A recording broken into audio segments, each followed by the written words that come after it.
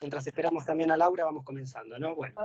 Bueno, buenas tardes a todos y a todas nuevamente. Bienvenidas y bienvenidos a este tercer encuentro, desde todos los jueves ya, de Construyendo Conocimiento y Experiencias Restaurativas, que es la presentación de las ponencias que surgieron del Tercer Congreso Latinoamericano de Justicia Restaurativa.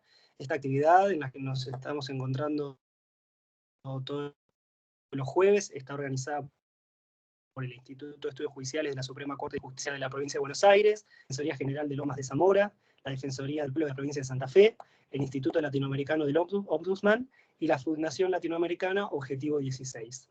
Hoy va a estar acompañándonos y coordinando estas exposiciones de hoy Eleonora Avilés Tulián, que es parte de la Defensoría del Pueblo de la Provincia de Santa Fe. Así que bueno, Eleonora, gracias por estar con nosotros y este espacio es tuyo. Adelante.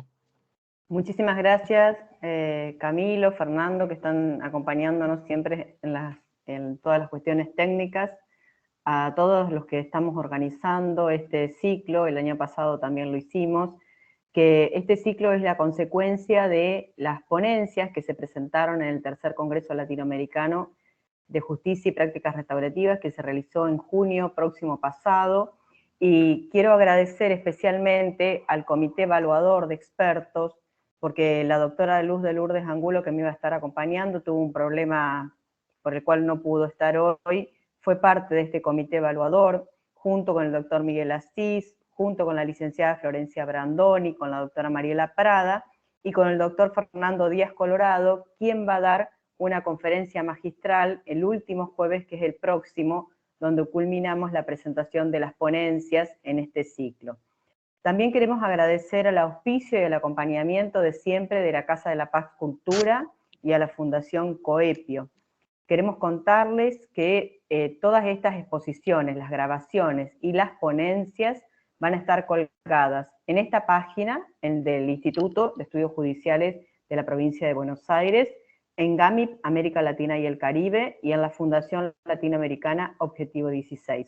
También queremos contarles que los certificados de los expositores y de quienes están asistiendo a este ciclo van a estar unos días después de finalizado el mismo, o sea, después del 28, unos días más. Hechas estas aclaraciones y los agradecimientos, especialmente agradecer en las personas del doctor Sergio Torres, que es ministro de la Corte Suprema de Justicia de la Provincia de Buenos Aires y presidente de este instituto que nos habilita el espacio, al doctor Eduardo Germán Bauché, defensor general de Lomas de Zamora, que también habilita el espacio, y al defensor del pueblo de la provincia de Santa Fe, el doctor Jorge Gem. Hechos estos agradecimientos, vamos a iniciar la presentación con nuestras primeras ponentes. Ellas son magísters Lorena Sorrentino e Ivana Polo, y han presentado una ponencia denominada Procesos restaurativos en contextos judiciales. Pertenecen al área del Cuerpo de Mediadores del Poder Judicial de la provincia de Mendoza, República Argentina. Doctoras, la palabra es de ustedes. Abran los micrófonos, por favor. Gracias.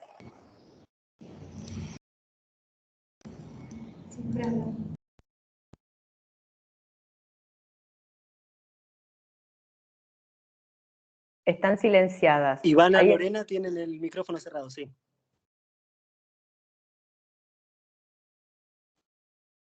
Ivana, Lorena tienen el micrófono cerrado.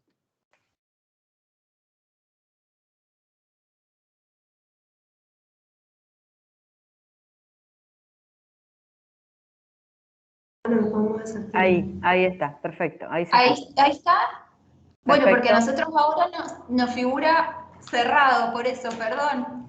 Estamos como cruzadas.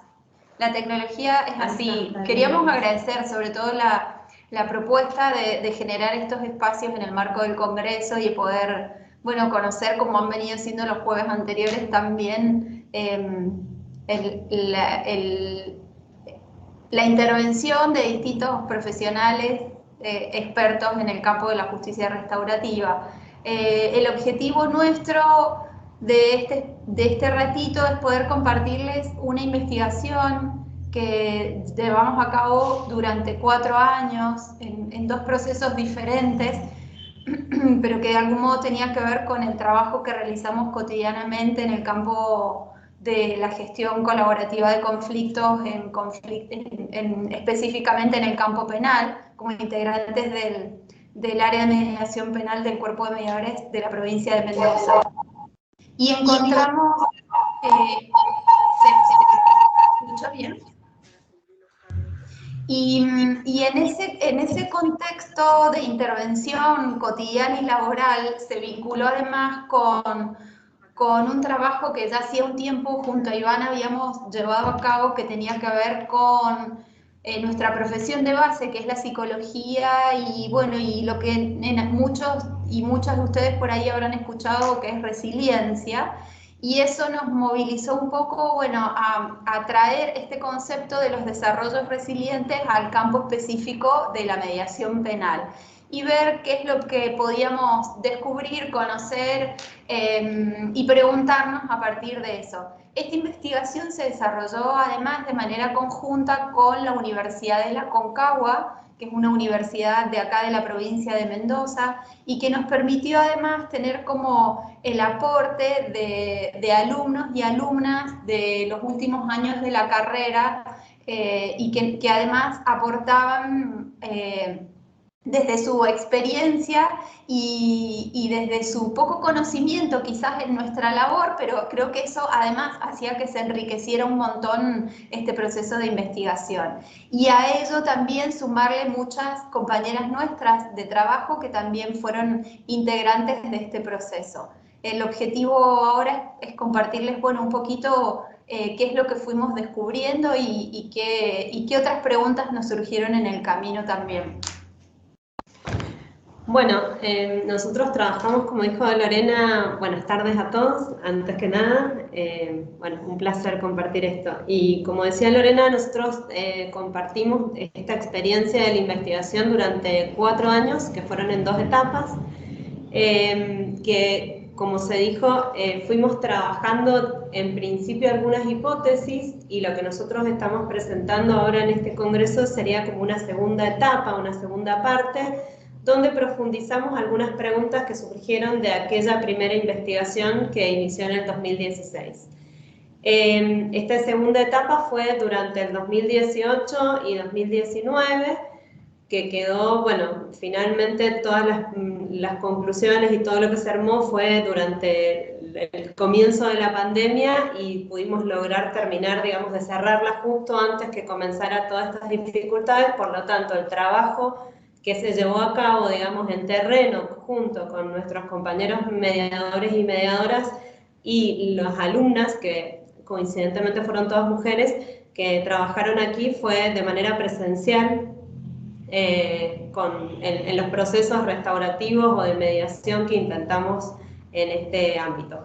Ahora vamos a empezar a presentarles parte del trabajo que nosotros realizamos muy sintéticamente, de qué manera trabajamos, intervenimos, dónde nos posicionamos para este trabajo y bueno, cuáles fueron fundamentalmente los hallazgos o aquellas preguntas que de alguna manera nos fueron llevando por un camino a encontrar algunas respuestas y generar nuevas preguntas, ¿no? Porque claramente esto no cerró, digamos, nuestra inquietud primera. No sé si se ve bien la presentación. Sí, se ve. Perfecto. Bien. Bueno, el nombre de la ponencia ustedes todos lo tienen, son procesos restaurativos, porque nosotros consideramos que no solamente estábamos mediando, sino que en algunas otras intervenciones podía ser una facilitación del diálogo, a veces era una negociación, y en otras oportunidades, bueno, era solamente una intervención con algunas partes que no llegaba ni siquiera a una facilitación, pero donde sí podíamos tomar contacto con algunas características y singularidades que estas personas traían acá a la mesa de mediación o a este espacio donde intentábamos mediar y intentábamos gestionar ese conflicto que estaba en la denuncia. Y para esto nosotros construimos un marco teórico que tenía que ver con posicionamientos nuestros y la mirada que íbamos a utilizar para trabajar en esto, teniendo en cuenta dos troncos, digamos, teóricos muy importantes. Uno que son los desarrollos resilientes, que es un concepto que tomamos del modelo dimensional de vulnerabilidad y resiliencia que trabajó CIVAC con sus colaboradores en una investigación que realizó a raíz del accidente que hubo en el boliche Cromañón. Ellos trabajan con víctimas, o sea, personas familiares de aquellas víctimas del incendio, y también trabajan con algunas personas que sobrevivieron a esta situación, tomando este modelo de desarrollos resilientes y tomando 4 ejes fundamentales para estudiar, evaluar y de alguna manera medir, digamos, estos desarrollos resilientes y las características que presentaban.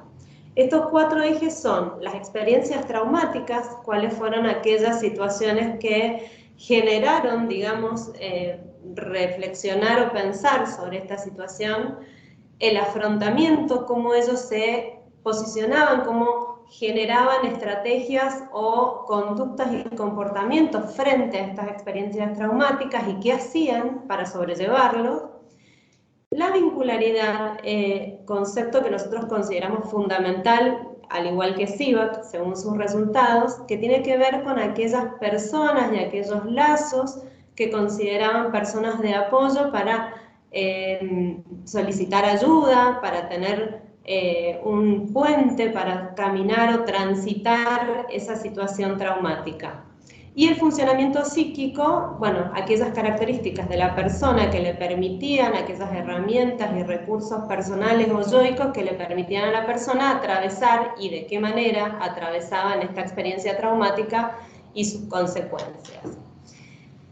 Con respecto, bueno, a la mediación penal no hay mucho más para decir. Acá los ejes troncales son la justicia restaurativa, teniendo en cuenta todo lo que el paradigma de la justicia restaurativa nos propone, y pensando en que nosotros estábamos frente a un conflicto de características penales, ¿sí? Un conflicto específicamente dentro de este terreno, y que el objetivo era, desde lo que se entiende, alcanzar un acuerdo. Entonces, con estas variables nosotros hicimos un entrecruzamiento que nos llevó a pensar distintas preguntas o que nos generó distintos objetivos para alcanzar o para responder a partir de la investigación.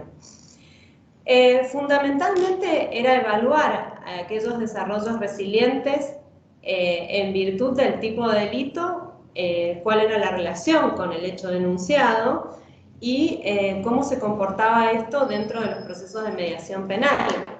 También íbamos a evaluar aquellos desarrollos resilientes en relación al vínculo entre las partes, que nos parecía fundamental, si estaba relacionado también la posibilidad de llegar a un acuerdo en relación a si existían o no desarrollos resilientes, y si esta posibilidad de llegar a un acuerdo también se relacionaba con el vínculo entre las partes y con el tipo de delito. Todas estas variables se entrecruzan de manera dinámica, por lo tanto era como bastante importante tener en cuenta al momento, ¿no?, de encontrarnos con las partes, cómo íbamos a evaluar estas diferentes variables y características, para lo cual pensamos que la mejor manera de acercarnos a esta información era a través de una investigación cualitativa fenomenológica, es decir, que íbamos a pensar en las vivencias de las personas, íbamos a escuchar lo que ellos sentían, lo que les sucedía, lo que les sucedió, cómo actualmente vivían esa situación, con un diseño ex post facto, es decir, después de que había sucedido la situación traumática.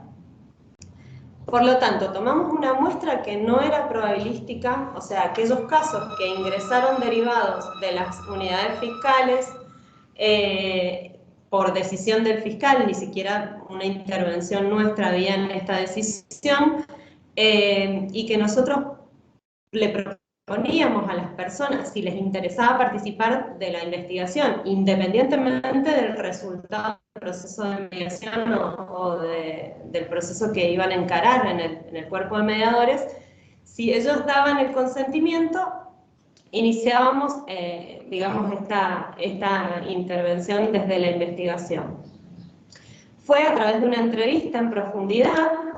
Esta entrevista fue generada a partir de algunas preguntas que nosotras observamos o pudimos determinar en base a los 4 factores que estaban referidos al concepto de desarrollos resilientes, para lo cual también nos ayudaba la compulsa del expediente penal, de donde podíamos obtener datos de la denuncia, de los denunciados, de los denunciantes, y algo también de los antecedentes de este conflicto, ¿sí? Bueno, como les contaba, la selección de los participantes fue un muestreo intencional, porque aquellas personas que vinieron acá, a los cuales nosotros les proponíamos el trabajo y aceptaban, fueron quienes participaron.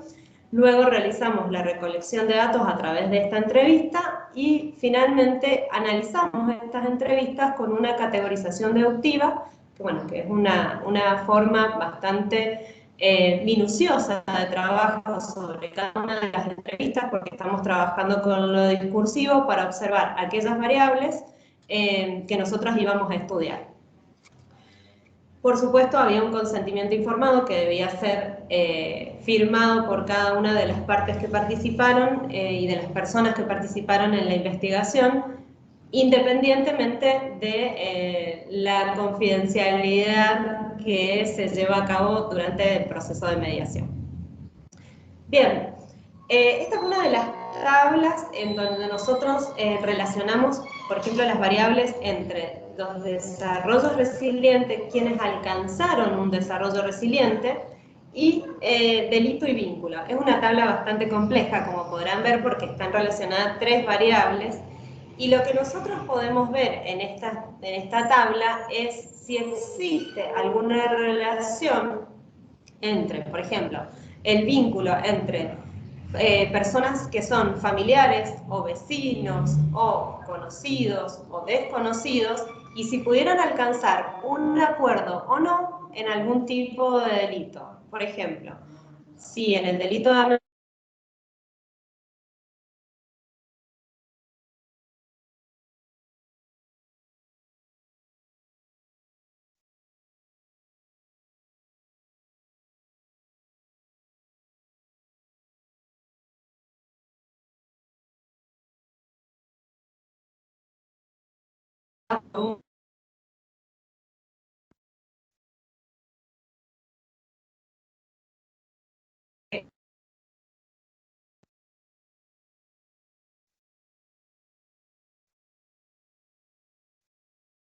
con el tipo de delito y si alcanzaron un acuerdo o no.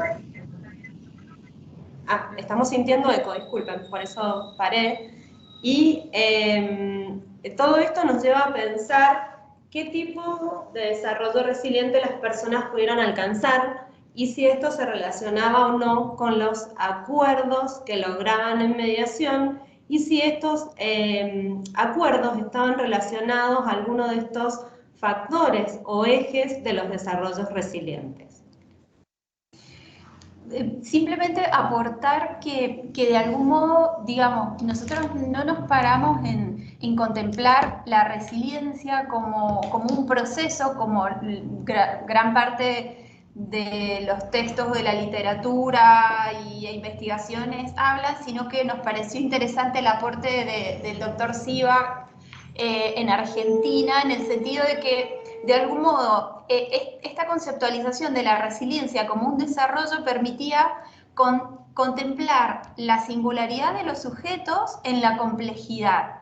Esto es, la singularidad de cada uno de nosotros atravesados por múltiples variables y cómo nos posicionábamos o nos posicionamos o nos paramos frente a una situación vivenciada como traumática. Y nosotras de algún modo partimos de considerar que la existencia de una denuncia daba cuenta de que había algo que alguna de las personas estaba significando como un trauma, entre comillas, y digo entre comillas porque, bueno, podemos discutir y conversar bastante en relación a eso, pero de algún modo nosotros entendimos que algo ahí estaba quebrado, y en ese sentido se liga a nuestro modo de ver con la justicia restaurativa, digamos.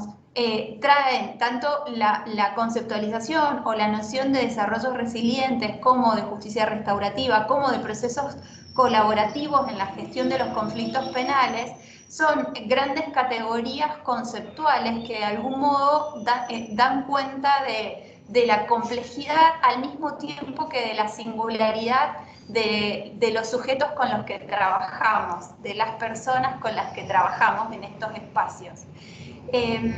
Y como decía Ivana recién, en relación a esto, bueno, un elemento que de algún modo confirmó lo que ya los investigadores habían desarrollado en relación a resiliencia respecto a la variable o a la dimensión vincularidad, es algo que nosotras también pudimos advertir en el contexto de los procesos de mediación penal de esta investigación de 34 sujetos, digamos.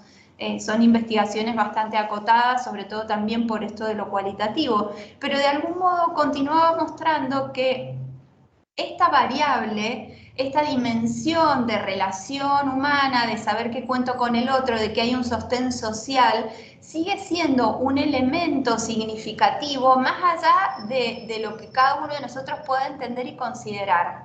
Digamos, de algún modo, procesos de investigación están confirmando esto que advertimos quienes llevamos un tiempo trabajando en la temática o en el campo de la gestión de los conflictos.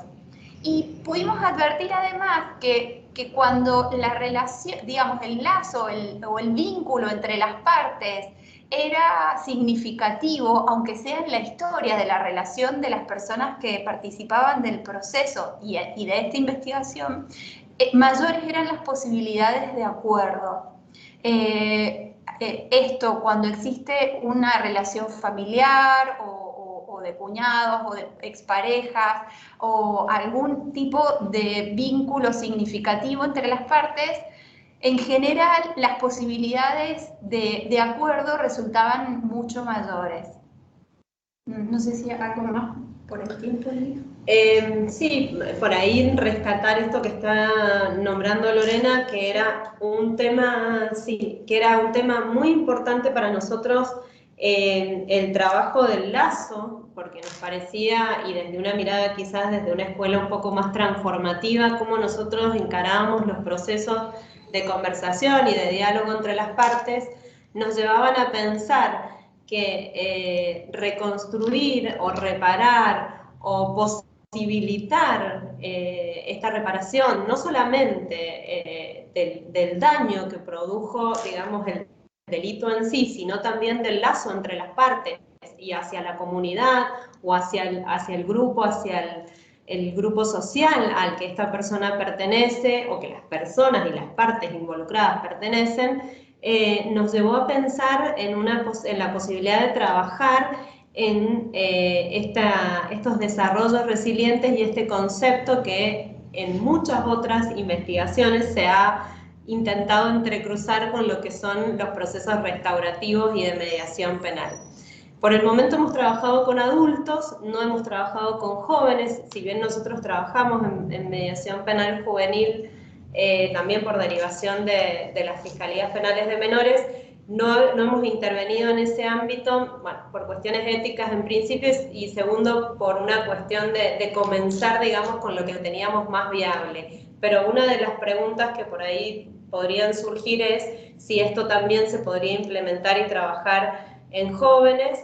Y también la pregunta que nos quedó dando vueltas y que también tiene como una vertiente ética que habría que trabajar es cómo influye las herramientas y el propio mediador con sus posibilidades en esta construcción de diálogo en el proceso y en los procesos restaurativos con desarrollos resilientes. No sé si querés agregar algo más. No. Han cumplido con el tiempo. Escucho un eco. Bueno, muchas gracias. Gracias, muchas gracias. Muchísimas gracias a las magísters por haber compartido esta experiencia que nos llevaba a pensar también en esta investigación que se hizo en relación a prácticas restaurativas cuando fue el terremoto del 2017 en Puebla, en México, en donde también se trabajó con mucha gente en este sentido. Ustedes lo traen en relación a una situación muy dolorosa de la República Argentina, pero en este concepto de la resiliencia y cuando en sus datos estadísticos a partir de quienes voluntariamente habían participado de este proceso, creo que surge algo muy importante que lo reconocemos como parte de las habilidades restaurativas, que es esta escucha, y en esta escucha de la necesidad de quien se ha sentido dañado o afectado por alguna situación, que puede ser un delito, puede ser una situación inesperada, un evento dañoso, una situación traumática, y este reconocimiento, cuando ustedes expresan que la mayoría de estos acuerdos reparatorios o la posibilidad del diálogo y del encuentro se da cuando hay algún reconocimiento en relación con quienes voy a acordar. Y lo situaban dentro del ámbito familiar, de lo comunitario. Ahora, cuando eso no existiera, debemos construirlo, quienes estamos en el ámbito de los procesos restaurativos y colaborativos. Qué importante poder habilitar la escucha, el diálogo, el reconocimiento, y sobre todo algo muy importante que es poder futurizar cuáles van a ser las formas en las cuales nos vamos a vincular después de estas situaciones, después de estos delitos, después de estos eventos dañosos. Así que muchísimas gracias por el aporte. Lo tomamos especialmente quienes nos estamos dedicando también a la docencia como parte de las habilidades restaurativas en el rol de la construcción del facilitador de procesos restaurativos. Gracias. Voy a pedir que tome la palabra la doctora Marisa Malvestiti y la contadora Estela Tutanowski, quienes han presentado un trabajo denominado Violencias de Género y Prácticas Restaurativas. La doctora Marisa Malvestiti es jueza de familia del Distrito Judicial número 10 de San Cristóbal, provincia de Santa Fe, y es miembro de GAMIP, América Latina y el Caribe. Y la contadora Estela Tutanowski es presidenta de la Casa de la Paz Cultura y fundadora, cofundadora, junto a Alicia Cabezudo y Marta Pailet, de GAMIP, América Latina y el Caribe. Les damos la palabra, por favor.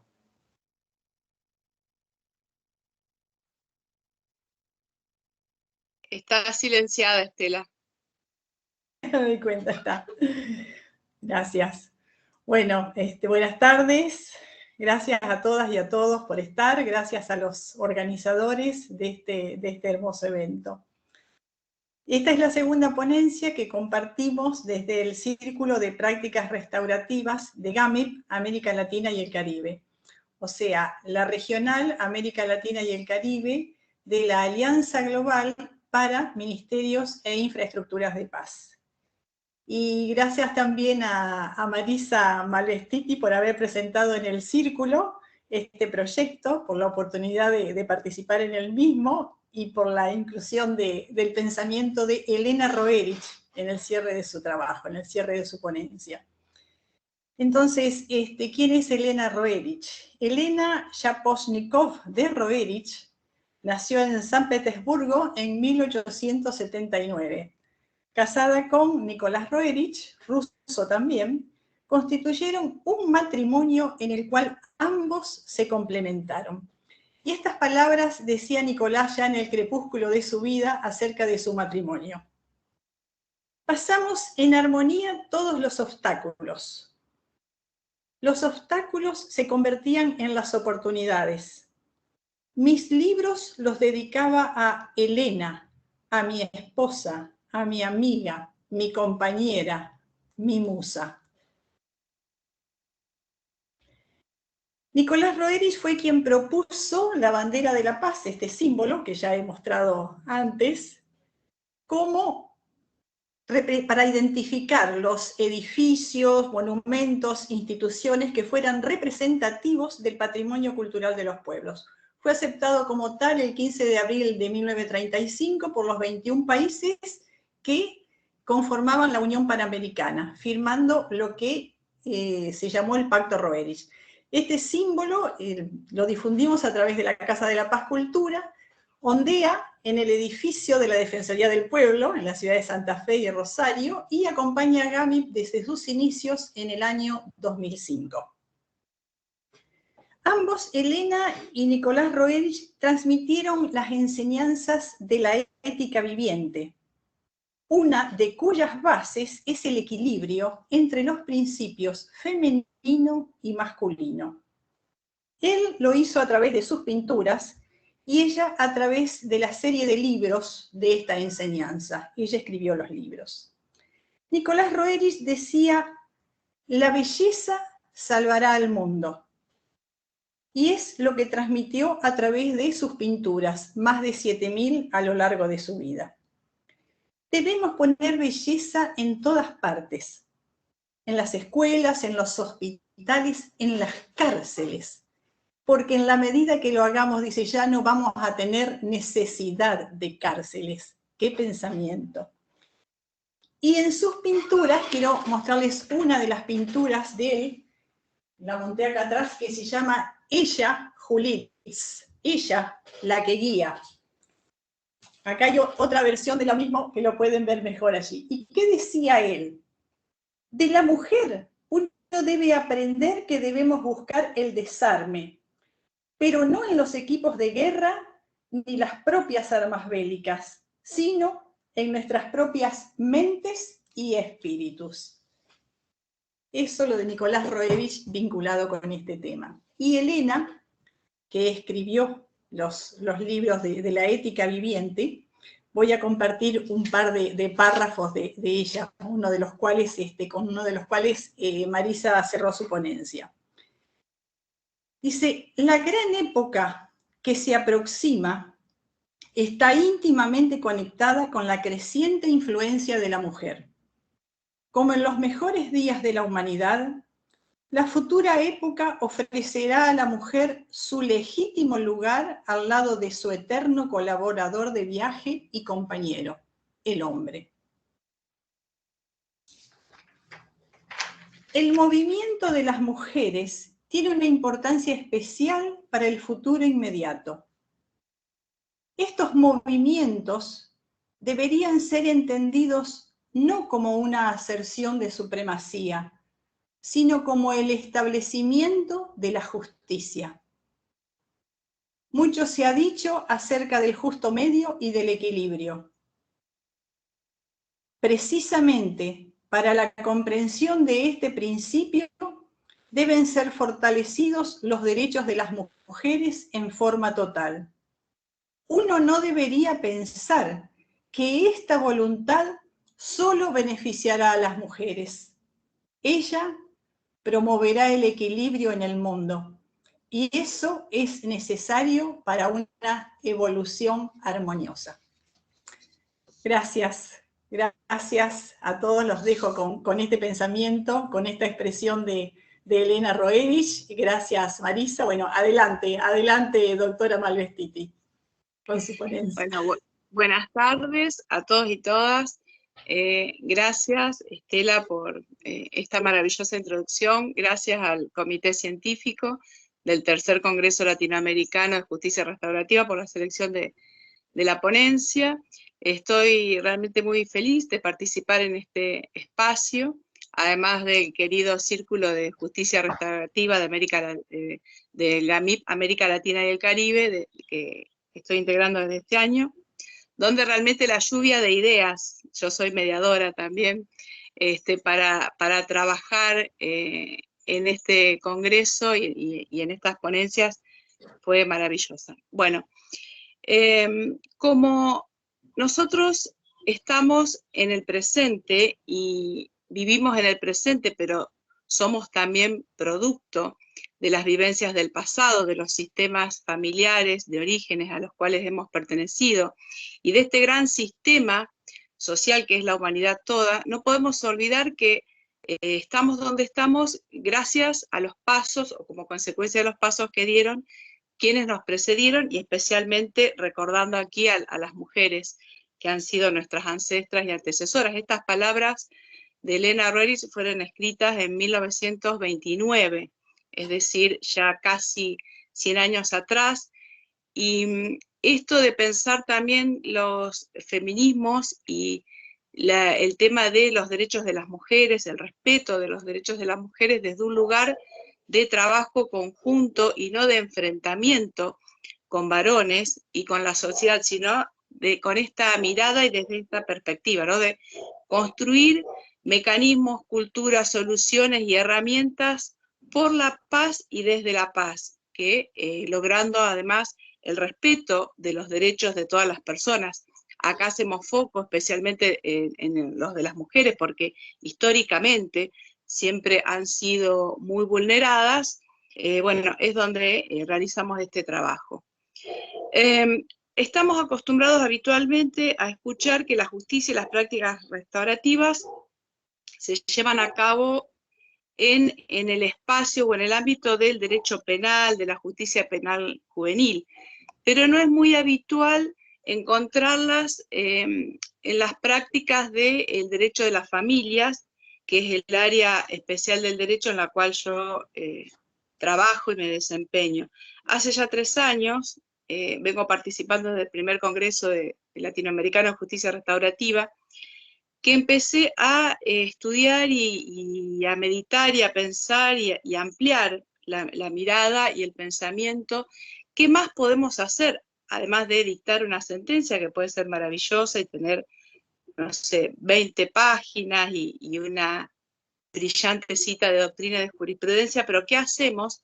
Porque en general cuando uno dicta una resolución, siempre alguna de las partes queda disconforme o no queda conforme, si lo decimos de una forma positiva, y a veces el conflicto se sigue prolongando en el tiempo, el conflicto intrafamiliar, y eso repercute también en el tejido social, en los sistemas familiares inmediatos a ese sistema familiar de origen y en el entramado social todo. Y acá decidimos abordar este tema que no solo es actual, por decir como un tema de moda, porque sería faltar el respeto justamente a la lucha histórica de las mujeres por los respetos de sus derechos, sino también como una actualidad impuesta por la realidad cuando vemos las cifras de causas de violencia familiar en nuestro juzgado. Más de la mitad de los temas que se trabajan responden a violencia intrafamiliar, que es una de las modalidades de violencia de género, y los números de los femicidios. Entonces, ¿qué más podemos hacer, además de todo lo que ya estamos haciendo, para trabajar con otra mirada en pos de esta cultura de paz? Aclaro también, porque ayer justamente en un grupo de WhatsApp me preguntaban de qué se trataba esto, que tuviera mucho cuidado, porque estaba haciendo una propuesta que está prohibida por la ley, o sea, abordar a la violencia de género desde la justicia restaurativa, que no se puede mediar. Bueno, el desarrollo más profundo está dado en el trabajo y excedería este tiempo, ¿no? Entonces, en un breve audio traté de explicar en 1 o 2 minutos en un audio de WhatsApp de qué hablamos cuando hablamos de justicia restaurativa. Como dije, también soy mediadora, y pensar que la mediación, la conciliación, es lo mismo que los procesos y las herramientas de la justicia restaurativa, podemos afirmar que no es del todo correcto. Se parecen, son parientes, son familiares, los objetivos son los mismos o son muy parecidos, pero los enfoques científicos no son los mismos. ¿Por qué digo esto? Nosotros sabemos que en los procesos de la justicia restaurativa se trabaja desde las 3 R's: responsabilidad, restauración y reintegración. Cuando hablamos de responsabilidad es porque la persona ofensora, yo ya no hablo de víctimas ni de victimarios, porque sabemos el significado y la significancia que tienen las palabras, lo que decimos. Hoy esto está comprobado desde la física cuántica. Entonces, cuando una mujer, una persona ha atravesado situaciones de violencia, yo me refiero a ellas en estos términos, porque si decimos víctimas ya parecería que estamos rotulando, cristalizando esa situación y nos quedamos con eso y no permitimos avanzar más allá, que es atravesarla, transformarla, ¿no? Esa resiliencia que hablaban Ivana y Lorena, transformarla en restauración. La restauración justamente pone el foco en la persona ofendida. ¿Qué es lo que necesita realmente la persona? No lo que entiende el juez, la jueza, el sistema de justicia o el Estado, que necesita, sino escuchar realmente a la persona atravesada y conocer cuál es concretamente su necesidad para obtener esa reparación. Reparación de la persona y del sistema que la circunda, que tiene que ver también con la comunidad y con su familia, y aquí tenemos una de las primeras diferencias con la mediación y con la conciliación. Y por otro lado la reintegración también, ¿no? La tercera R, que tiende a que la persona ofensora, además de responsabilizarse por la acción que llevó a cabo, pueda también restablecer los vínculos con la sociedad toda que se ve afectada por ese hacer, por esa acción, y también reintegrarse, porque si no también nos encontramos con que, por ejemplo, adoptamos las medidas que tenemos que adoptar, pero ¿qué sucede cuando esa medida tiene un plazo? Me refiero concretamente a las medidas de violencia intrafamiliar o en cuestiones de género. ¿Qué pasa cuando esa medida termina? ¿Qué hacemos con la persona que atravesó esa situación y con él o la ofensora? ¿Qué más se puede hacer después de tomar esa medida? Y ahí, por supuesto, el abordaje tiene que ser además interdisciplinar. Esto va más allá del servicio de justicia. Entonces, nosotros en la República Argentina tenemos la ley 26.485, que incorpora la Convención para prevenir, sancionar y erradicar todas las formas de violencia contra la mujer. El artículo 28 de la ley 26.485 expresamente prohíbe la mediación y la conciliación en temas de violencia de género y violencia intrafamiliar. Entonces, por eso aquí muchos decían, no, pero ¿qué es lo que está proponiendo? Primero, no se propone nada por fuera del ordenamiento jurídico y menos aún contrario al ordenamiento jurídico, pues yo no lo podría sostener, no tendría concordancia con mi tarea y con mi función. Se aclara muy bien en el trabajo la diferencia entre un tema y otro, y explicamos también que, por supuesto, las leyes, las convenciones vigentes para nuestro país y que son mayormente las mismas que tienen vigencia en casi todos los países de Latinoamérica, tienen como espíritu la protección de la mujer que se entiende atravesada por situaciones de violencia, donde en ese momento podemos decir que quizás su voz o su juicio estén en cierta forma, no voy a decir ni obnubilados ni anulados, pero sí choqueados, movidos, atravesados por esas situaciones. Entonces, el objetivo de este trabajo es justamente potenciar, empoderar a estas mujeres, y no que en pos de la protección se silencie y no se escuche qué es lo que necesitan para la restauración de sus vínculos. Entonces proponemos, por ejemplo, distintas herramientas, como pueden ser los... Primero, tener en cuenta que además estos procesos son absolutamente voluntarios, es decir, nadie, ninguna persona puede ser obligada a participar de ellos.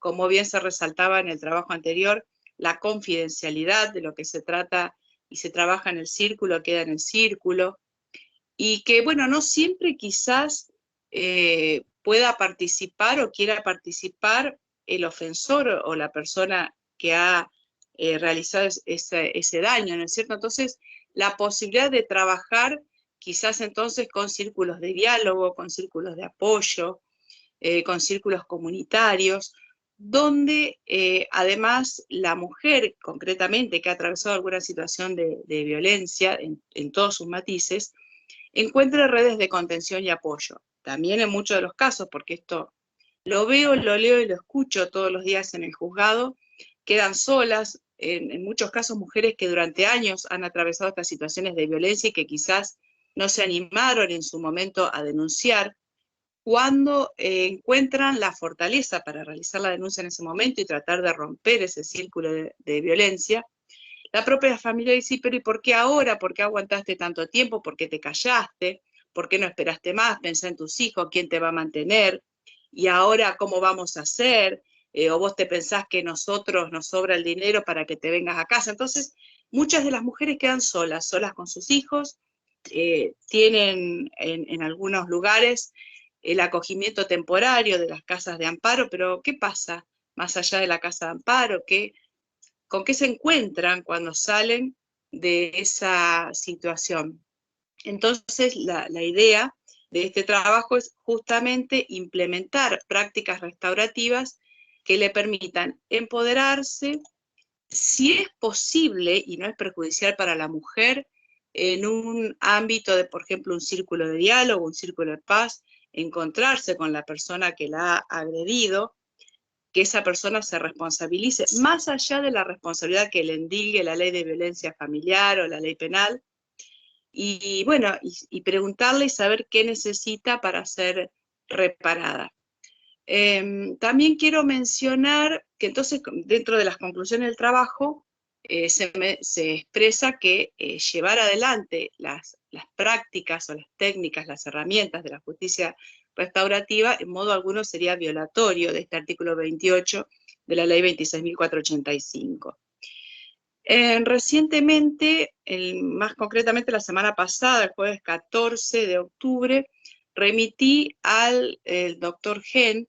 En San Cristóbal se inauguró hace unos meses, en julio creo, una delegación de la Defensoría del Pueblo de la provincia de Santa Fe, entonces a través de la delegada, que es la doctora Burela, que está a cargo, una nota, una carta, justamente al doctor Gen, pidiéndole, bueno, poniendo en conocimiento esta inquietud, esta propuesta de trabajo, y ver desde qué modo desde la Defensoría, que cuenta con equipos, cuenta también con un área que está trabajando mucho en lo que es justicia restaurativa, y equipos de facilitadores que no hay en San Cristóbal, porque esto además lo lleva adelante facilitadores, ni mediadores ni conciliadores, se puede ser perfectamente también venir desde cualquier profesión, pero se necesita una capacitación especial como facilitadores y facilitadoras para empezar de a poco ir viendo y trabajando, que aparte también hay que hacer un trabajo previo en el terreno de concientización, de educación, de difusión, de qué estamos hablando cuando hablamos de justicia restaurativa. Y la verdad que con gran alegría tengo que decir que en estos días, el día lunes, se ha puesto en contacto el doctor Gen, bueno, brindando su teléfono particular, nos hemos contactado y bueno, nos ha derivado a trabajar con las personas que están llevando adelante toda esta tarea de la justicia restaurativa en la Defensoría del Pueblo de la provincia de Santa Fe, que aquí tenemos presente a Eleonora, que tiene, bueno, también mucha experiencia en esto, así que vamos avanzando, sin prisa y sin pausa, trabajando. También el viernes pasado en San Cristóbal se llevó adelante una jornada, bueno, donde se abordaron distintos temas, entre ellos la violencia contra la mujer y la violencia intrafamiliar, violencia sobre niños, niñas y adolescentes, y ahí también fue expuesta esta idea, y la Asociación Civil Construyendo Puentes, que está trabajando en esta cuestión, ha pedido todo el material que desde el Círculo se le ha enviado para empezar a trabajar con la violencia escolar, ruedas de convivencia, y bueno, así que la verdad soy muy optimista en estas cuestiones y retomando un poco lo que decía Elena Roerich, ¿no?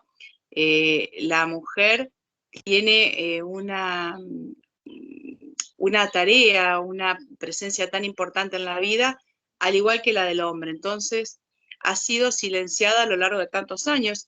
Pensemos en el derecho romano, cuando ni siquiera tenía ningún derecho, valga la redundancia, y era el padre quien la representaba, y después pasó a ser el marido quien la representaba, ¿no?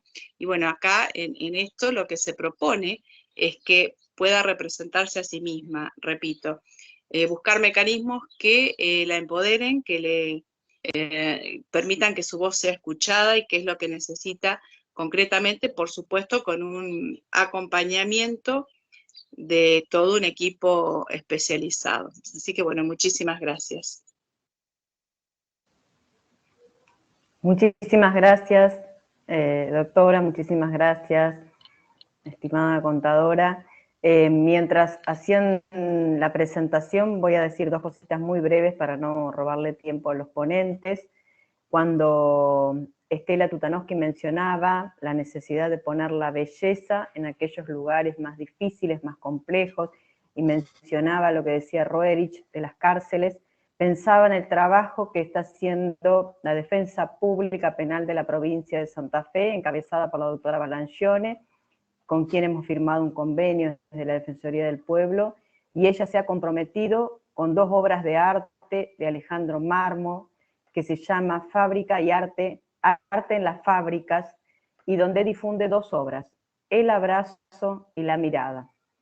Cuando se puso la obra de arte El abrazo en la cárcel de Coronda, llegaron salutaciones de muchos lugares, pero llegó una salutación muy especial que fue del Papa Francisco, y en el momento de la inauguración de la obra hubo un aplauso cerrado de todos aquellos que estaban intramuros y todos aquellos que estaban afuera.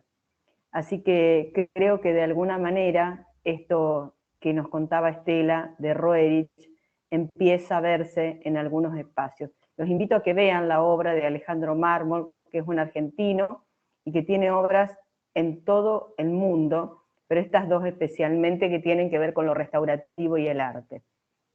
Y en relación a lo en que San Cristóbal, perdón, Elena, Eleonora, en San Cristóbal tenemos El abrazo, que justamente estuvo la doctora Balancione antes de que volvieran las restricciones. Está colocada frente al museo de la ciudad para que la gente que pasa pueda verla. En el frente está iluminada y realmente es maravilloso poder apreciarla. Es así, es como también nos restauramos, nos reparamos con una obra que nos reconoce cuando llegamos a una institución y nos recibe de otra forma. Y en relación a lo que decía la doctora Malvestiti, la Defensoría del Pueblo hace unos años viene trabajando en este sentido de pensar las prácticas restaurativas no solo para las mujeres y los niños y las familias que han transitado situaciones de violencia de género, sino también en lo valioso de los dispositivos de reeducación de niños y de varones que empiezan a ejercer violencias, porque estamos convencidos, y así también lo dice la ley, y también lo dicen los tratados internacionales de derechos humanos, que la educación es lo único que nos hará cambiar nuestra conducta. Cuando nosotros podamos cambiar qué es lo que pensamos y lo que sentimos, vamos a poder cambiar lo que decimos y lo que hacemos. No me quiero extender más en esto. Hay bibliografía y citas en relación a esto para quienes les interese. Sí, Estela. 2 renglones. Siguiendo a Marisa, que decía Elena. La mujer que se esfuerza hacia el conocimiento y la belleza, que comprenda su elevada responsabilidad, gratamente elevará todo el nivel de vida. O sea, nuestra responsabilidad también. Gracias, Eleonora. Gracias, Marisa. Muchísimas gracias. Y en esto también hay que reconocer que 2 referentes que tenemos nosotros en lo restaurativo, que es Mandela y Gandhi. Mandela, que llevó adelante un proceso restaurativo después de 40 años de haber estado privado de su libertad y no tuvo ningún acto de venganza ni ningún hecho de violencia. Los 2 dijeron que había que buscar en las actitudes y en las esencias que teníamos las mujeres en el momento en que tenemos que tomar decisiones, en la amorosidad de nuestros actos y en el ejercicio del poder. Continuamos con esta tarde muy, muy interesante, muy grata con todas las interventoras y las ponentes. Vamos a invitar a este primer varón que empieza a dar su voz con muchísimo gusto, a Juan Ignacio Gianivelli. Su ponencia está denominada Prevención en contextos de encierro. Él es abogado, es mediador y se desempeña en el Ministerio de Justicia y Derechos Humanos de la provincia de Buenos Aires. Juan Ignacio, te damos la palabra. ¿Cómo andan? Bueno, ahí no sé si me escuchan bien. Sí, se escucha bien, se escucha bueno, perfecto. Bueno, gracias. Antes de pasar al Power, quiero más que nada destacar al subsecretario de Política Criminal, Lisandro Pellegrini, que me convocó para mi trabajo dentro del Estado, pero además de ahora tocarme el rol de funcionario, yo soy militante de derechos humanos, o sea, eso es lo que efectivamente me constituye como persona y lo que me hace trabajar.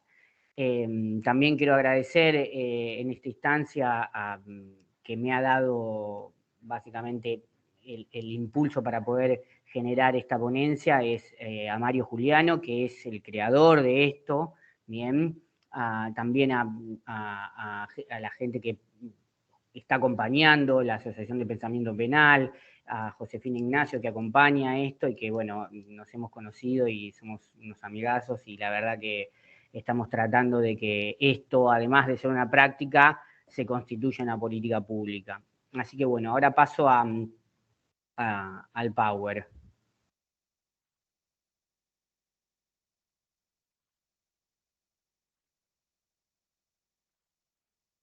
Ténganme paciencia. Ahí está.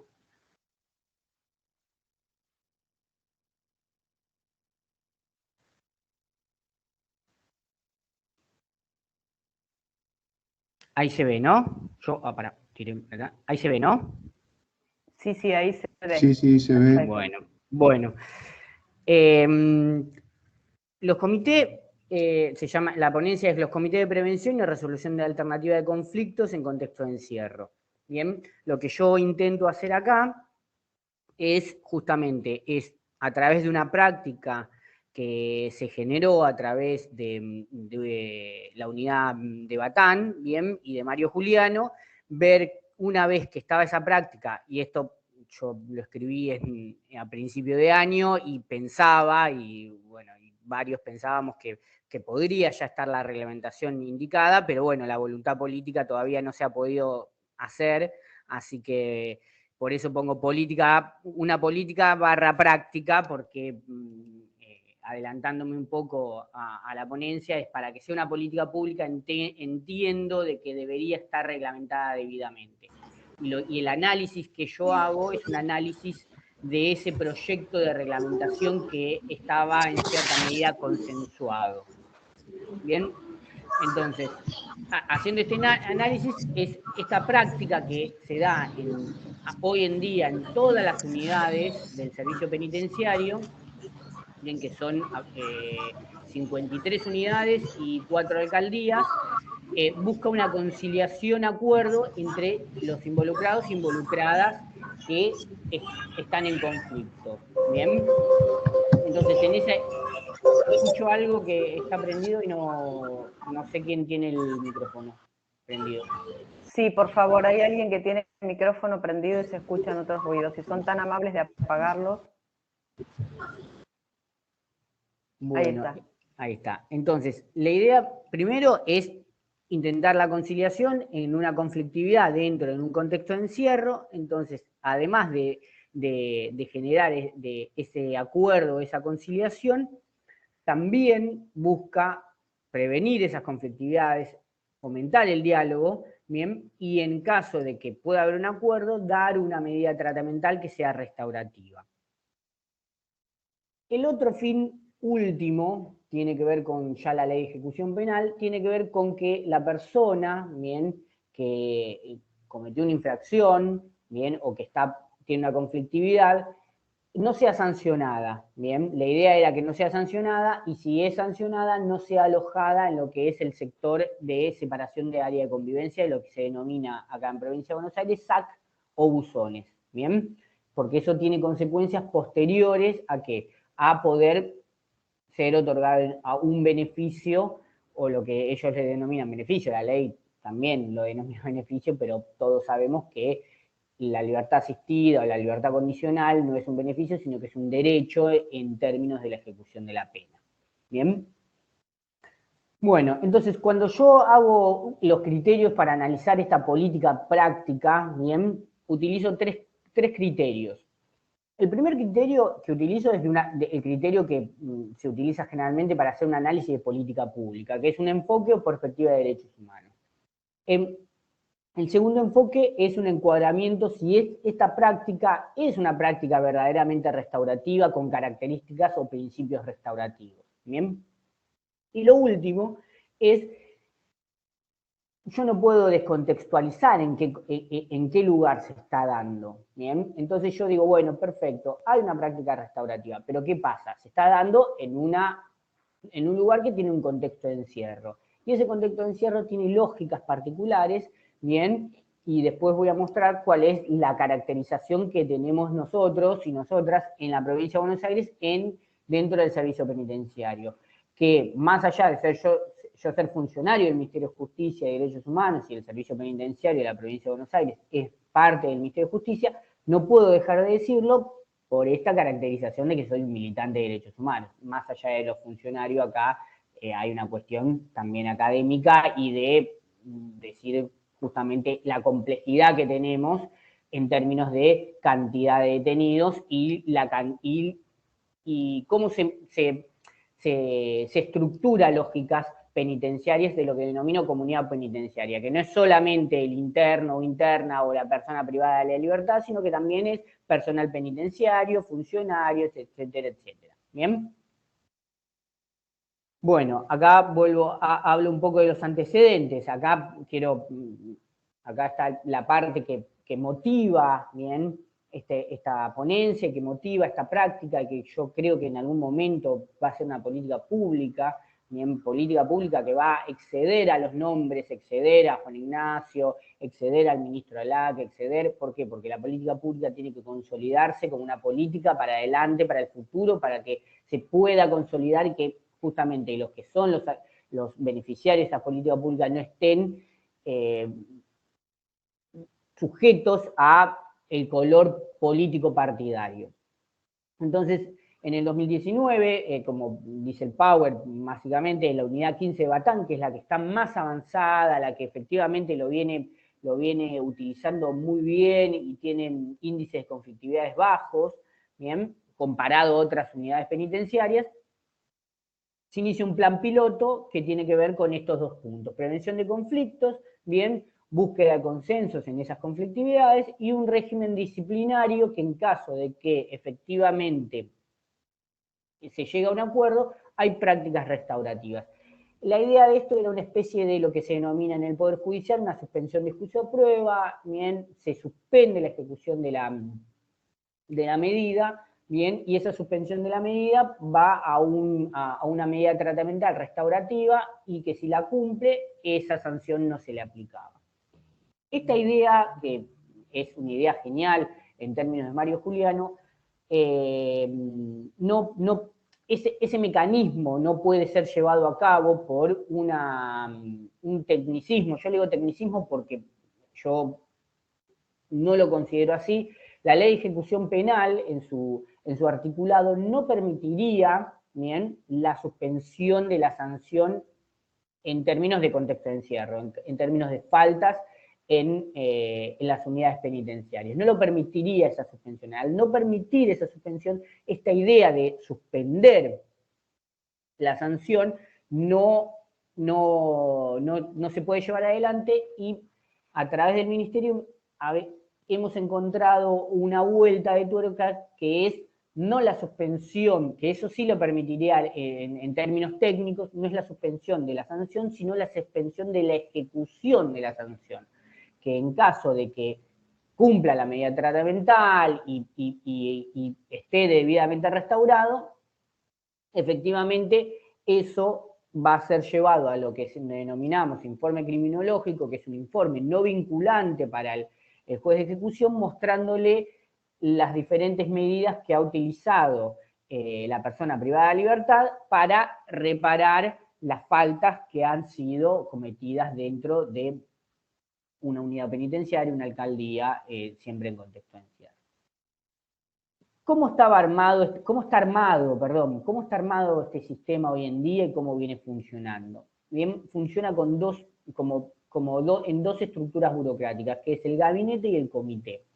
El comité es quien efectivamente recibe todas las peticiones y que lo que tiene bueno tanto el gabinete es más cerrado, participa personal del servicio penitenciario, participa personal extramuro, participa la Secretaría de Derechos Humanos, participa Patronato de Liberados, participa Acceso a la Justicia, ¿bien? Tiene un componente tanto del servicio penitenciario como gente política y gente por afuera que tiene que ver con la comunidad penitenciaria. En cada unidad se conforma en forma diferente porque hay unidades que tienen, por ejemplo, pabellones evangélicos que quieren participar en este gabinete, en este comité, y en esos participan. Y el comité es más ampliado porque también participan las personas privadas de la libertad que efectivamente llevan adelante lo que tiene que ver con las solicitudes de los conflictos, cómo se resuelven, qué es lo que dicen, qué es lo que no dicen, qué problemáticas tiene interna en el pabellón o en distintos sectores de las unidades. Lo que tiene, lo novedoso que tiene justamente estas dos estructuras burocráticas es la horizontalidad, ¿bien? ¿Y por qué digo la horizontalidad? Porque, por lo menos acá en la provincia de Buenos Aires, el servicio penitenciario está conformado históricamente como si fuese una fuerza de seguridad y tiene jerarquías y tiene una lógica verticalista. Estas dos estructuras bien vendrían en cierta manera a romper esas lógicas y a tratar de mostrar que hay otra forma de construir determinados consensos que no solamente son verticales, sino que son horizontales. Entonces, poniendo ya poniendo y mostrando cómo vienen los antecedentes, cómo viene esta práctica en términos burocráticos, yo empiezo a analizar lo que se denomina tanto lo que era el protocolo original de Mario Juliano en la unidad de Batán, como el proyecto de resolución del ministro, que justamente regulaba no solamente eso, sino que también regulaba un comité asesor y regulaba también la forma en que se debía sancionar en caso de que no estaba protocolizado, bien, regulando la ley de ejecución penal. No es que se iba por afuera de la ley de ejecución penal. Yo empiezo a analizar si esa regulación, esa futura resolución o esa práctica hoy en día tiene un enfoque, bien, en derechos humanos. Si podemos entender que es una política pública con enfoque de derechos humanos.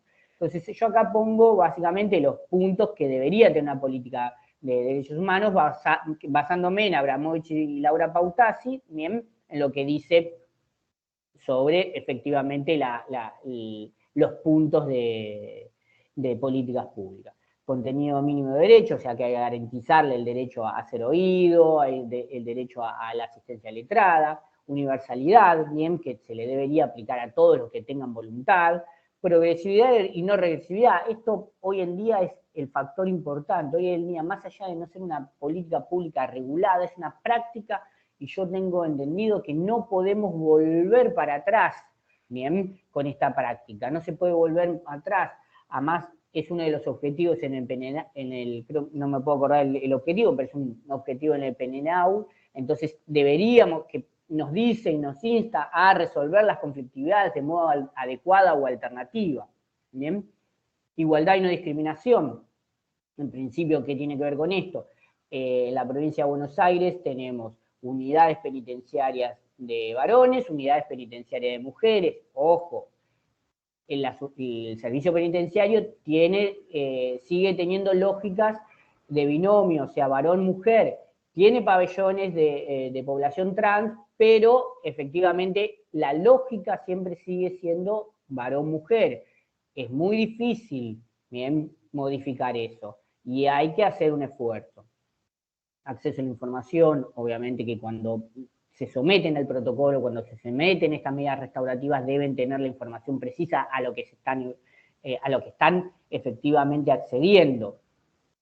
El protocolo a veces dice, cuando se someten, es una palabra que yo no quiero utilizar porque obviamente en términos de contexto de encierro, la palabra sometimiento como que te están diciendo, bueno, esta es la mejor alternativa que tenés o te vas a buzones, ¿bien? Y eso es complejo. No se puede decir que no, es complejo. La situación de ir a buzones es una situación no agradable, bien, porque está en aislamiento.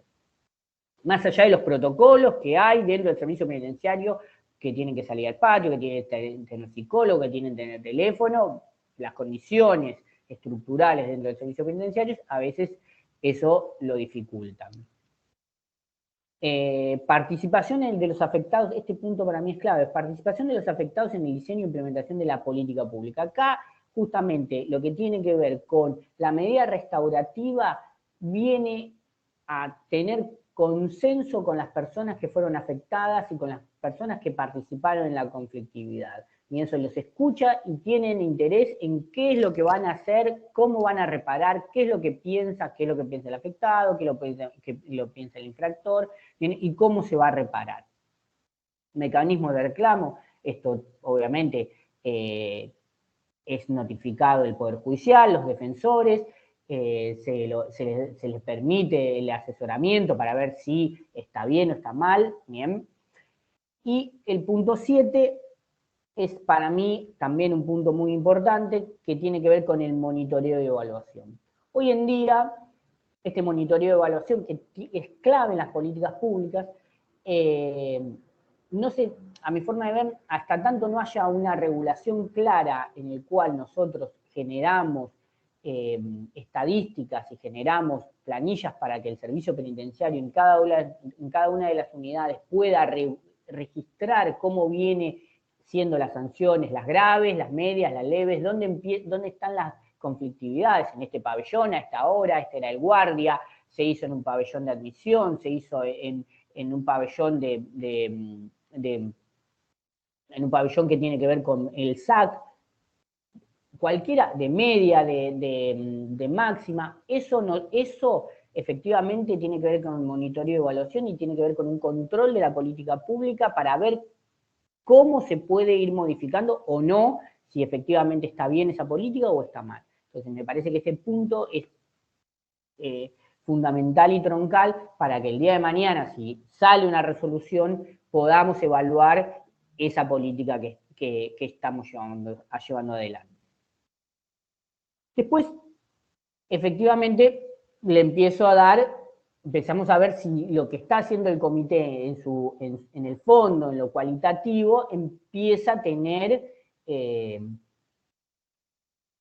criterio o enfoque restaurativo. Acá empezamos a ver que tanto el protocolo y la práctica, bien más allá del protocolo, sino cómo se está llevando adelante, tiene que ver con estos puntos, que es la consulta a abogados, que tiene que ver con la información al saber a qué se somete, o sea, a la práctica restaurativa, a la práctica tratamental, a ver si efectivamente la conflictividad se pudo trabajar, al derecho a no participar, bien, en caso de que efectivamente no le convence, hay mucha gente que dice, no quiero esto, no me interesa, y esa no participación y no someterse no le es perjudicial, bien, en caso de que si efectivamente se trabaja la conflictividad, esa conflictividad no va a ser utilizada después si no cumple la medida tratamental por X razón, si eso que dijo, sí, ¿sabes? Le pegué, la verdad que le insulté, va a ser utilizado después para la sanción, bien, debería hacerse el procedimiento sancionatorio en el caso de que se haga la resolución como quiere el organismo legal y técnico del ministerio, se hace la sanción y una vez que se hace la sanción se suspende la ejecución. Eso lo dejo claro porque si no empezamos como a confundir suspensión a suspensión de la ejecución.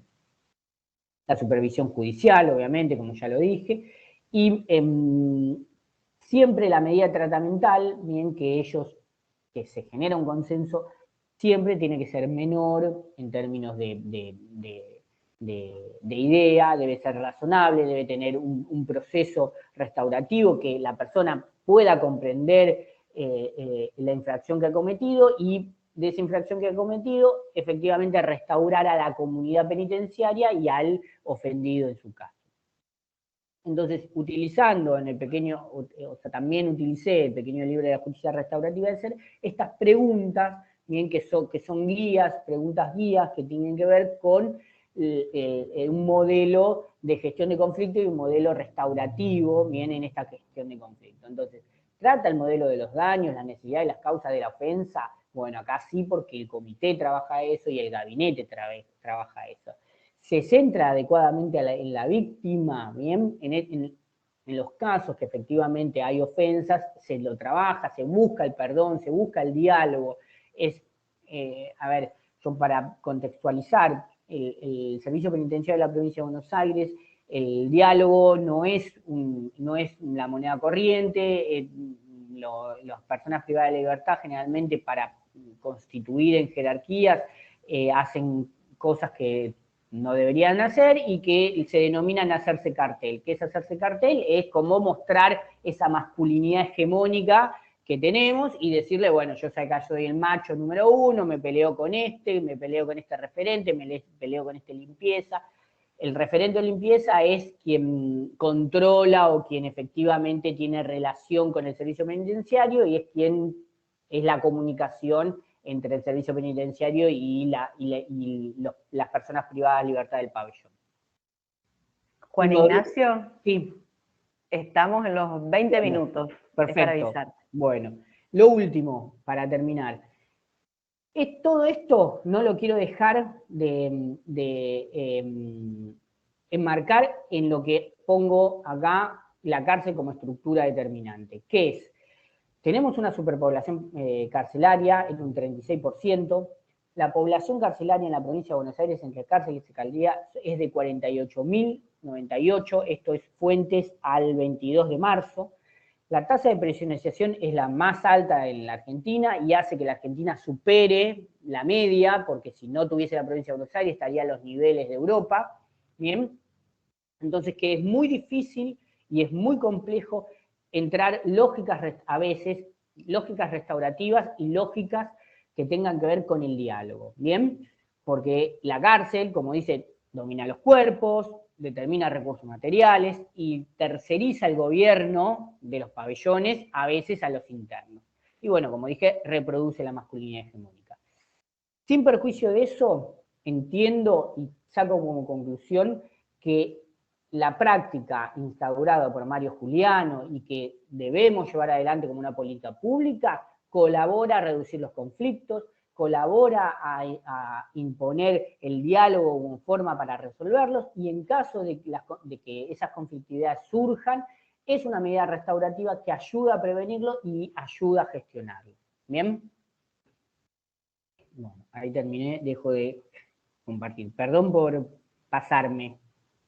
Muchísimas gracias, Juan Ignacio. La verdad que todas las exposiciones nos van enriqueciendo. Hay algunos comentarios en el chat.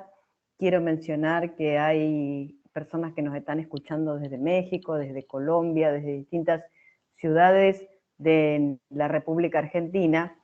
Y en relación a tu exposición, tuvimos el gusto y el honor de poder conocer la obra de Mario Juliano, que los invito y las invito a quienes no lo conocen, a que la revisen a través de dos personas que podemos decir que son amigas, Adolfo Kristen, de Asociación Pensamiento Penal, y Diana Márquez, de la Asociación Víctimas por la Paz. Mario Juliano fue un juez penal de Necochea que en su rol de juez ya fallecido pudo crear estas dos asociaciones como una forma de plasmar lo que él pensaba, cómo reparamos y restauramos todas estas situaciones y lo que él pensaba al momento de tener que dictar las sentencias penales. Creo que fue el año pasado que nos dejó en este plano, que no está físicamente entre nosotros, pero que este legado restaurativo en relación a sus expresiones y a su vida tiene que ser difundido por todos nosotros que creemos en este paradigma y que estamos convencidos que es la forma de poder salir de las violencias. Así que muchísimas gracias y también decir que de lo que estabas compartiendo, Juan Ignacio, y en este trabajo incansable y en este compromiso de Asociación Pensamiento Penal y Asociación Víctimas por la Paz, tuvimos la posibilidad de contar con un integrante de la cooperativa Liberté, cooperativa recientemente conformada en la cárcel de Batán. Todo esto aconteció en el tercer Congreso Latinoamericano de Justicia y Prácticas Restaurativas. Muchísimas gracias. Gracias, gracias. Bueno, no sé si ha podido ingresar, porque estaba con problemas técnicos, Elizabeth Rojas, que si está, le vamos a pedir que por favor abra su micrófono. Hasta recién estaba mandando algunos mensajes de WhatsApp que no podía hacerlo. Si no se encuentra Elizabeth, vamos a pedirles a las próximas expositoras, Claudia Ceselowski y Laura de la Torre, que ellas presentaron una ponencia que se denomina Espacios de acompañamiento desde el enfoque humanístico integrado. Son fundadoras, miembros y docentes de la Asociación Civil Enfoques Humanísticos. Les damos la palabra. Bueno, buenas tardes a todos. Estaba pensando cuando escuchaba a todos los ponentes, primero me acordé del Abrazo de Marmo, esa obra que si no la conocen, véanla porque es bellísima, con unas líneas puras, nos deja en un lugar de humanos que se acompañan y se abrazan. Por otro lado, lo que hablaban de Rerich y la belleza. Y cuando Eleonora se pregunta cómo reparamos, cómo restauramos, nosotros vamos a tener una respuesta, humanizando las relaciones. Humanizando las relaciones. Nuestra asociación está profundamente comprometida con sembrar humanismo, un humanismo, no el del Renacimiento, sino un humanismo que surge con un movimiento, una fuerza, la tercera fuerza o movimiento de la psicología, con dos de sus exponentes máximos, ¿no? Que fueron Maslow y Rogers, de la cual abrevamos para formar nuestros counselors, nuestros consultores, que los creemos en este momento de la humanidad como profesionales que van a aportar un valor incalculable en el encuentro. Una de las cuestiones más lindas que se está dando en este momento y que la compartimos desde los primeros encuentros con Eleonora, con Marta Payet, con tanta gente querida, es el encuentro. El encuentro donde podemos experienciar de qué se trata humanizar las relaciones. La presentación que vamos a hacer tiene que ver con una experiencia que venimos realizando desde el año 2017, que son espacios de acompañamiento desde el enfoque humanístico integrativo. El enfoque humanístico integrativo tiene fundamentalmente mucha confianza en la persona, mucha confianza en los recursos que tenemos los seres humanos para poder ir resolviendo las diferentes crisis vitales en las que nos encontramos. No sé si querés compartir. Este espacio de acompañamiento fundamentalmente va a ser una apoyatura, no solamente, estaba pensando en lo que mostraba Ignacio recién, qué pasaría con estos espacios de acompañamiento, estos encuentros en las cárceles. ¿Qué es lo que pasaría? Tuve la oportunidad de ver a este participante de la cooperativa Liberté. Digo, ¿qué pasaría si empezamos a mirarnos desde otro lugar, todos nosotros? Y pensaba también Foucault cuando hablaba de las instituciones de encierro, ¿no?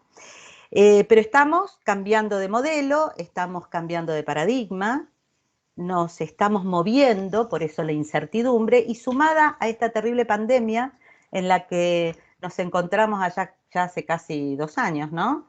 Bueno, viene un poco a forzarnos a pensar diferentes, a forzarnos a compartir una empatía vincular, que es muy fácil decirlo, pero muy difícil de ejercitarlo. Nuestro enfoque fundamentalmente sí tiene técnicas, pero fundamentalmente tiene posturas actitudinales, entendiendo las actitudes como es el hecho de poner en acto las potencias, los recursos propios del ser humano.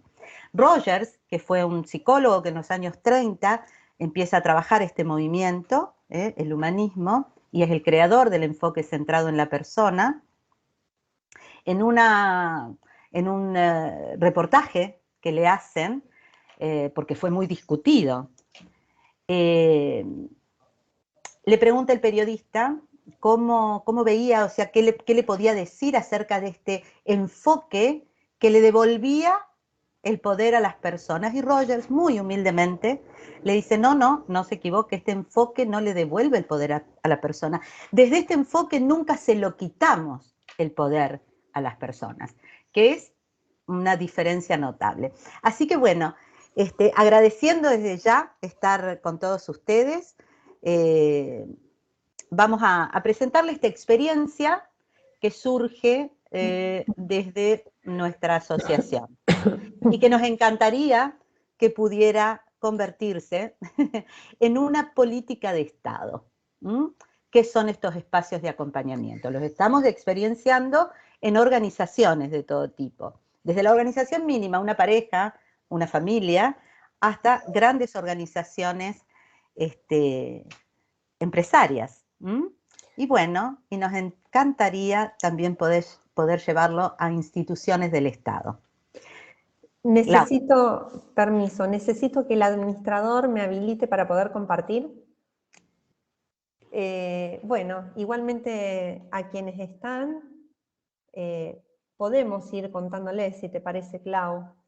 ¿Sí? ¿De qué se trata? ¿De qué se trata? ¿Qué es el espacio de acompañamiento, ¿sí?, que proponemos desde el humanismo y desde este enfoque restaurativo? ¿Sí?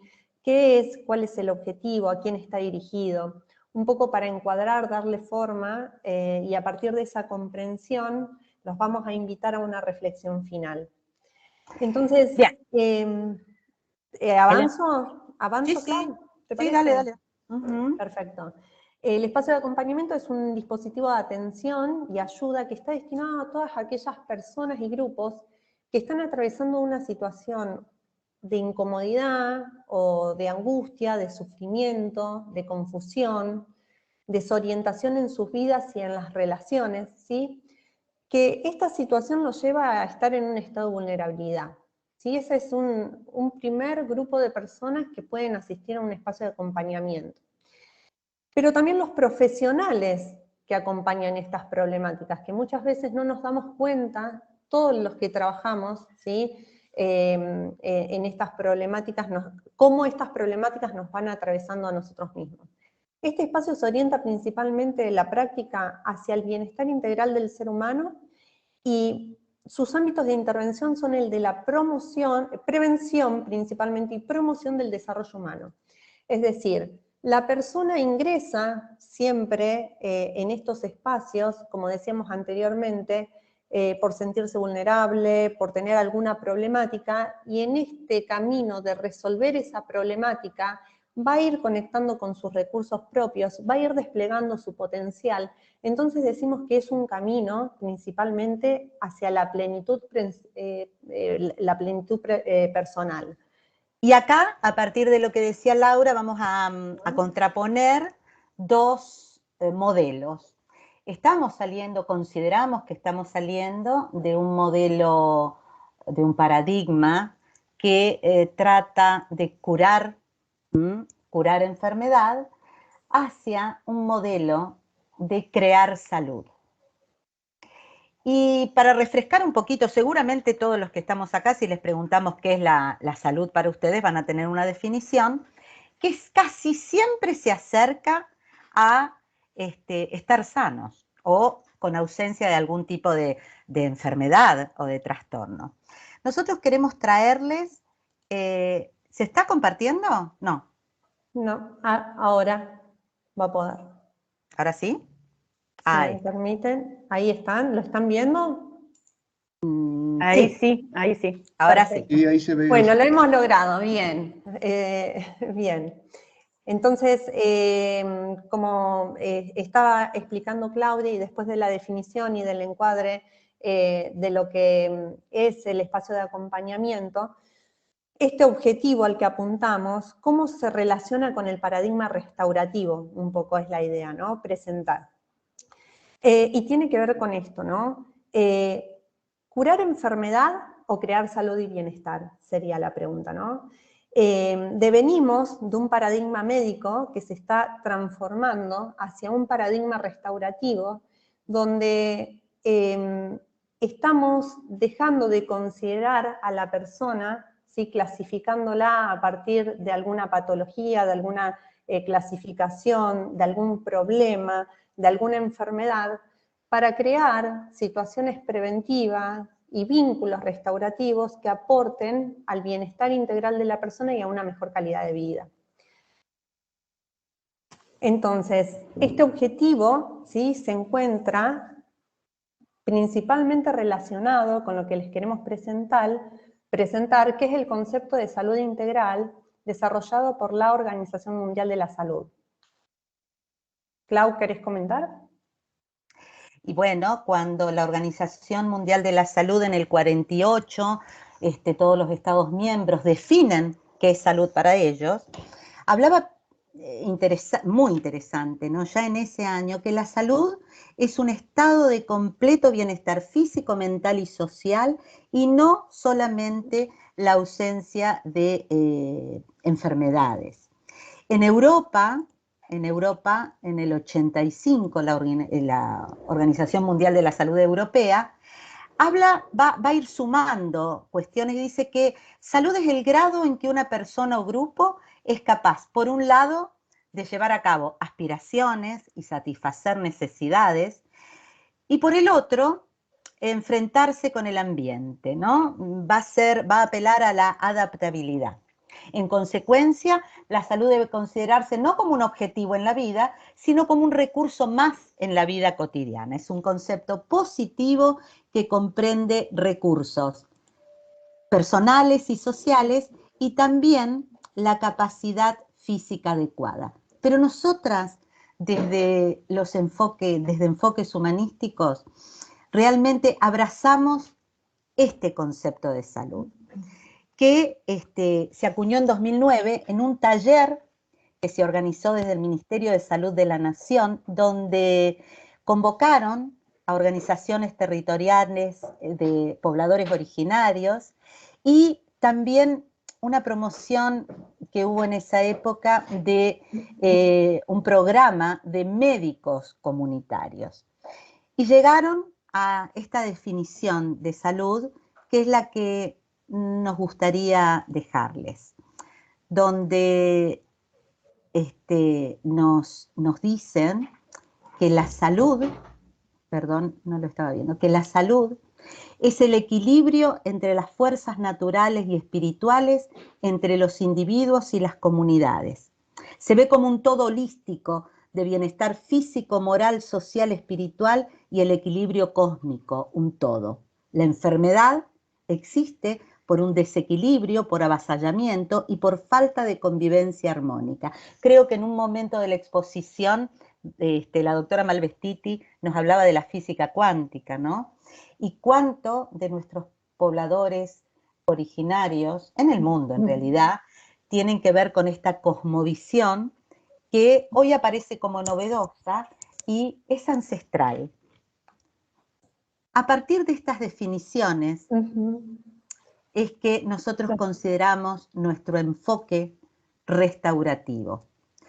Desde el humanismo, para nosotros las personas son personas justamente, el ser humano es un ser autónomo, libre y responsable.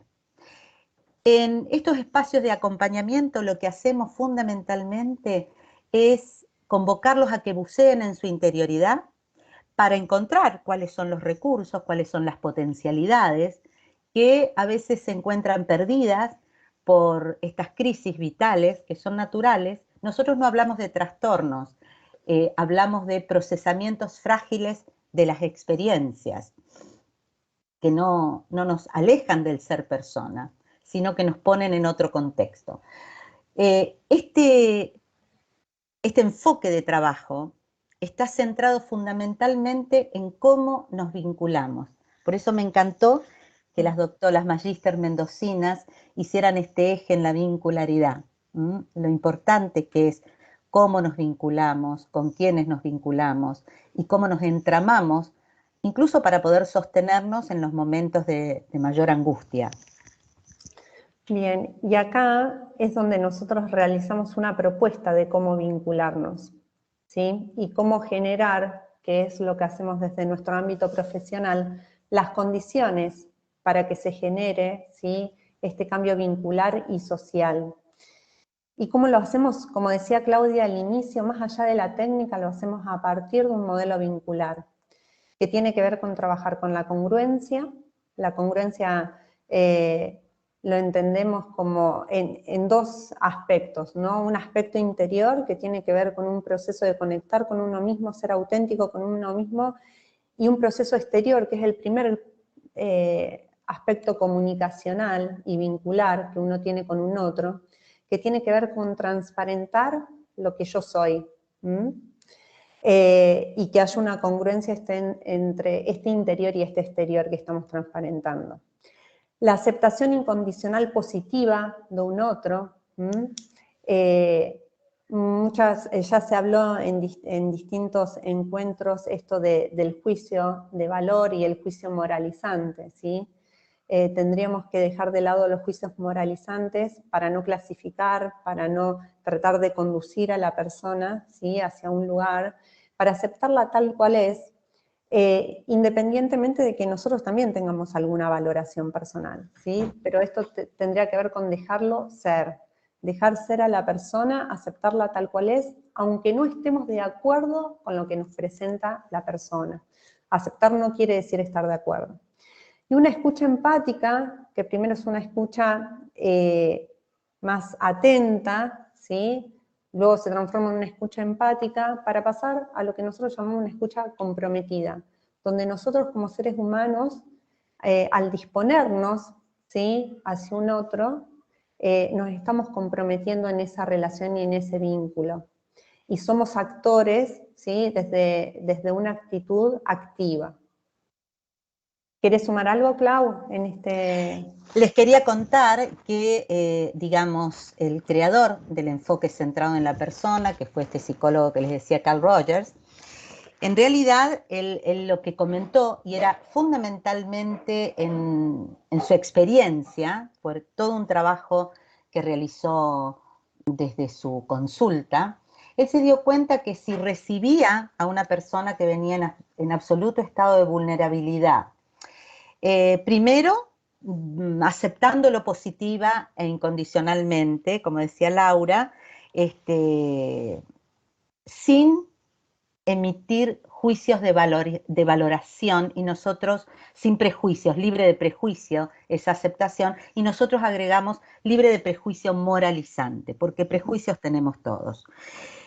Si además de esto podía escucharlo primero activa, dispuesto a escucharlo, y luego empáticamente, no entendiendo la empatía como poniéndose en los zapatos del otro, porque eso es una falacia, no existe, nadie puede hacerlo, pero sí comprendiendo el marco de referencia desde el cual ese otro sufriente me estaba hablando. Si además de eso él era genuino, y no pretendía ser una cosa que no fuera, y se lo podía transparentar a su consultante, a su cliente, como decía Rogers en ese momento, todo esto en un ámbito amoroso, entendiendo la amorosidad como un ambiente libre de amenazas, se generaba un vínculo que resultaba restaurador, sanador, tanto para aquel que había venido desorganizado y en estado de vulnerabilidad, como para él mismo. Esto lo plantea Rogers allá por los años 30 en Estados Unidos. Y en el año 87, Carl Rogers es nominado para Premio Nobel de la Paz por la actividad que había desarrollado, los primeros pasos en mediar en los conflictos, en grandes grupos, en el conflicto de Irlanda y en el conflicto de Libia. En el año 87 era difícil, porque que le ganara a la Madre Teresa de Calcuta.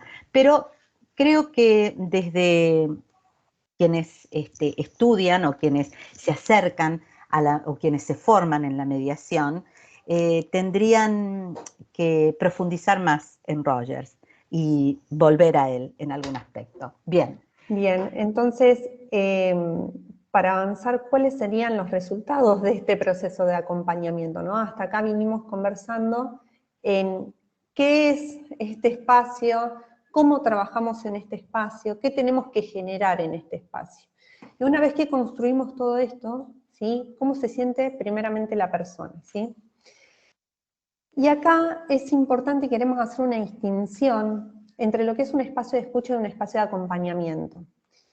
Porque lo que vamos a describir es, el espacio de escucha es el primer paso para el espacio de acompañamiento. Y acá a veces hay algunos dilemas, ¿sí? Si escuchar, podemos escuchar todos, ¿sí? Y podemos generar un espacio, ¿sí? Para recibir y para hospedar y acompañar cualquier tipo de profesional. Y acá nos parece valiosa esta distinción. De hecho, esta distinción está basada en una experiencia concreta, ¿sí? Desde el espacio de escucha entendemos que cualquier tipo de profesional o persona, ¿sí? Que tenga la intencionalidad, ¿sí? De ayudar a un otro, puede acompañar en este nivel. Desde un espacio de escucha, ¿qué va a recibir la persona? El alivio inicial, propio de la atención y de la contención vincular, una orientación que le provea claridad en la toma de decisión, que realizará el consultante de manera independiente y autónoma, sin condicionamientos, ¿sí? De quien lo está acompañando. La decisión entre consultor y consultante de iniciar un proceso de trabajo y desarrollo personal, que eso sería otra etapa, y la derivación acordada y acompañada hacia otros profesionales de la ayuda, como psicólogos, psiquiatras, psicopedagogos, abogados, mediadores, de ser necesario y de detectarse esa necesidad. La derivación a los profesionales en función de sus ámbitos de incumbencia. Acompañar a una persona en el proceso implica tener otras competencias desarrolladas y a veces esto no se tiene en cuenta y se puede generar a partir de un espacio de escucha que no sea bien encuadrado, una acción iatrogénica, es decir, que la persona viene a poder expresarse y tiene otras necesidades y tiene otras cuestiones a resolver, y por allí si no son conducidas de maneras adecuadas, nosotros no estamos pudiendo acompañar a la persona de la manera adecuada. Entonces, bueno, queríamos hacer esta distinción. Sí. Quería avisarles que estamos en los 20 minutos. Perfecto, bien.